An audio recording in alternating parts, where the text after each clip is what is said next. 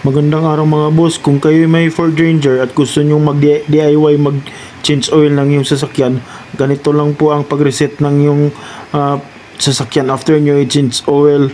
Panoorin nyo ito. Bagong modelo po pala ang Ford Ranger Wild Track na ito. Ford Ranger, new model.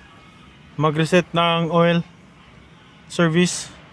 So nakikita natin zero yung yung percentage ng oil. So ang gagawin natin, i-off muna natin tong switch dito sa gilid. O sabay on. Tapos apakan yung gasolinador, accelerator at saka isunod yung pag-apak sa brakes. Yan. So may tatak siyang oil change required.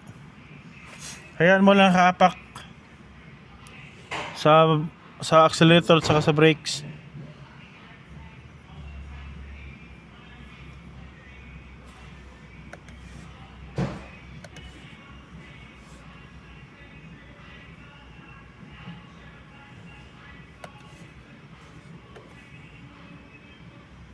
Tapos ngayon, tingnan natin doon sa service. Oh, 100 na siya. Ganyan lang po ang share ko. Salamat. Simpleng bagay lang po, basic lang po.